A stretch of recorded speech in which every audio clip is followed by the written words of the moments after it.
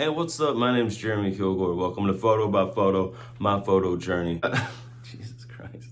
As you can tell, things already look a little bit different around here, and that's great. I'm excited because we're going to get into week 2. Week 2 was a great week for me because I went down to Galveston. I got to take pictures with a real camera, do some really cool things with my son on the rocks, on the beach. It was a great experience. I learned a lot. So we're going to get into that today. I'm going to go with you through the pictures that I took. We're going to show you the editing process that I went through. I got to use a variety of different things. I downloaded a new program into my computer. It's going to be a lot of fun for me to go through these things and show you everything that I did along the way. I went ahead and I got this camera set up a little bit differently than the way that I set it up before in the past. The way I was always taking pictures and photos before was in portrait mode, where we stand the camera straight up and down. But the way we're doing things now is we have it horizontal. We're taking things sideways in a landscape view. And now, as you can see, it's kind of opened things up a little bit. We've got a lot broader spectrum here, and we don't have those black lines on the side of our photos. So that's one of the things that I learned this week.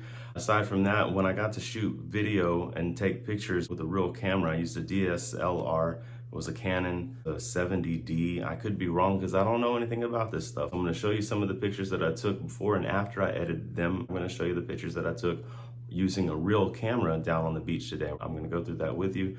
It's going to be really cool. All right, so let's get into it. Here's a picture of a flower I took on the seawall. I chose to take this picture because I really liked the brightness of the reds and yellows. I also thought there was some good contrast between the colors and the shadows, and I knew that I could do some cool things with it in editing.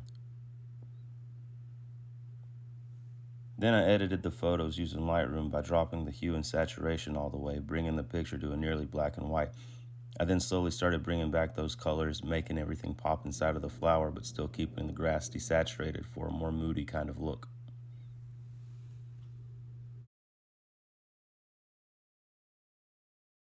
Right, here's a picture of my son standing on the rocks.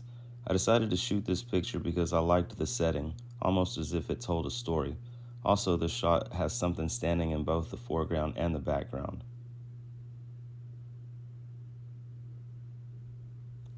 I edited the photo nearly the same way using Lightroom. I dropped the saturation and hue to give the photo a gray wash look.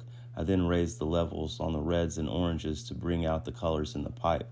I also raised the exposure on the rocks just behind the pipe to create some distance in the background.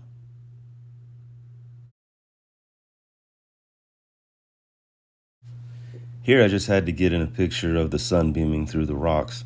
I chose this picture because there's also something in the foreground and the background, and I knew that this would make a beautiful photo.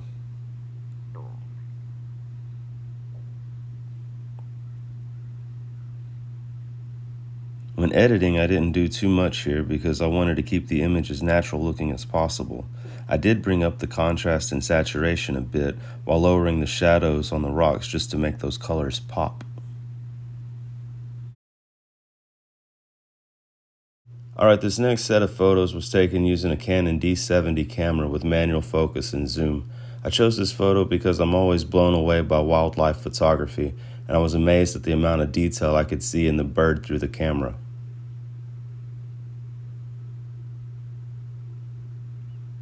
When editing, I dropped the shadows on the bird and darkened the blacks. I also raised the contrast and saturation in the reds and orange to make the bird look more warm and colorful. I then lowered the temp on the rocks to make the bird stand out more. In this picture I took of my son, I chose this image because I wanted a photo of a human subject to work with. It was also golden hour, which is the best time for taking natural looking portraits due to the sun's lighting.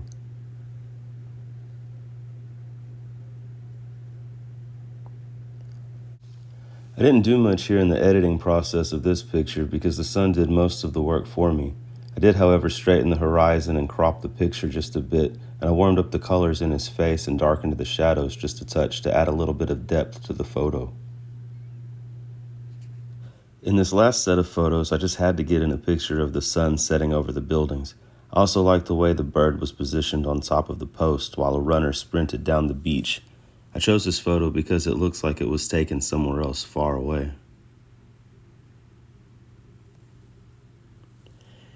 In the editing process, I did my best to replicate standing there in real life. As beautiful as it was, the sun was still painfully bright, so I brought up the saturation and luminance to bring out that glow. I then used a brush and did the same to the sand by the water to bring out the sun's reflection.